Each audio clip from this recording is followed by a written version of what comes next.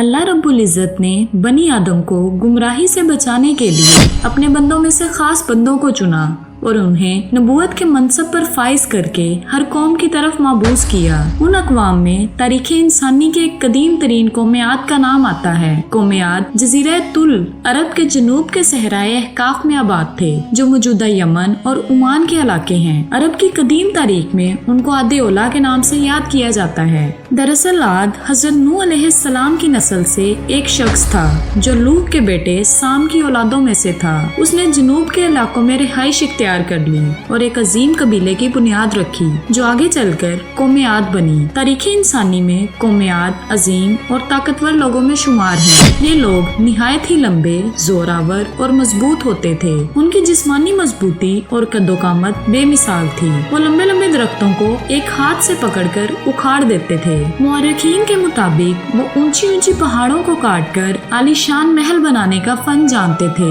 जो उस जमाने में सबसे बड़ी फनकारी थी। आद इसमें बेमिसाल मुहारत रखते थे। मुआशी तौर पर कौम आद बहुत ही खुशहाल थे। उनके इलाके सरसब्ज़ो शदाब और ज़रई तौर पर किसी खजाने से कम नहीं थे। उस कौम के लोग चूँकि कौमी हैकल और ताकतवर थे, लिहाजा बाहरी दुश्मनों से भी उन्हें कोई खतरा न था और अरताफ के इलाकों में रहने वाली अक़वाम भी उनके ज़ेरे दस्त थे। कौम आद के आसार 2000 साल कबल मसीह से एक सदी ईस्वी तक मिलते हैं। अल्लाह ने कौम आद को बेशुमार नेमतों और रहमतों से नवाजा था, मगर ताकत और हाकमियत के नशे में चूर ये कौम गरूर गफलत में मस्त हो गए और जमीन में फसाद मचाने लगे। मुतकब्बिर और जाबिर लोगों को उन्होंने अपने कौम के सरदार चुन लिए, बुत परस्ती समेत बड़े बड़े गुनाहों में पड़ गए और अपने आबाओ अजदाद की तालीमात को दरकिनार करके अल्लाह की जात के इनकारी हो गए। लिहाजा इलाही कानून के मुताबिक इस सरकश और नाफरमान कौम को एक मौका दिया गया और उनमें से ही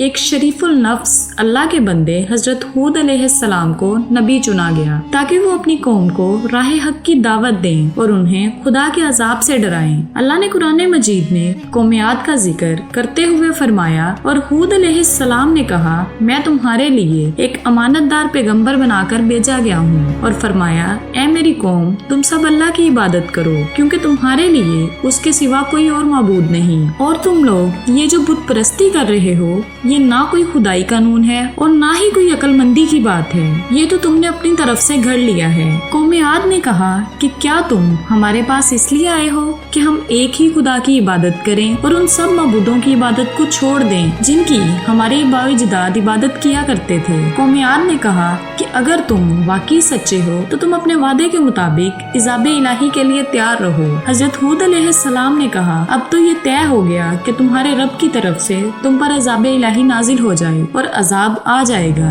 लिहाजा अल्लाह के हुक्म से एक तेजो तन तूफान कौम आद की तरफ भेज दिया गया। ये रेत का तूफान 7 दिनों तक मुसलसल चलता रहा और उनकी बुलंद तरीन इमारतों को जमीन बोस कर दिया। हजारों सालों से बनी वो आलीशान कौम खाकिस्तर हो गई और उस अजाब से सिर्फ हजरत हूद अलैहिस्सलाम समेत आप पर ईमान लाने वाले निजात पाए और पूरी कौम एक झटके में तारीख से मसक हो गई। जी तो नाज़रीन, ये थी हमारी आज की वीडियो। अगर पसंद आई हो तो लाइक और शेयर कीजिएगा, और अगर आप हमारे चैनल आई फॉर इन्फॉर्मेशन पर नए हैं तो हमारे चैनल को सब्सक्राइब कर लें और साथ में लगे बेल आइकन को प्रेस कर लें, ताकि हमारी आने वाली हर वीडियो सबसे पहले आप तक पहुंच सके। तो मिलते हैं किसी ऐसी ही इंटरेस्टिंग वीडियो में, तब तक के लिए हमें इजाजत दीजिए। अल्लाह हाफिज।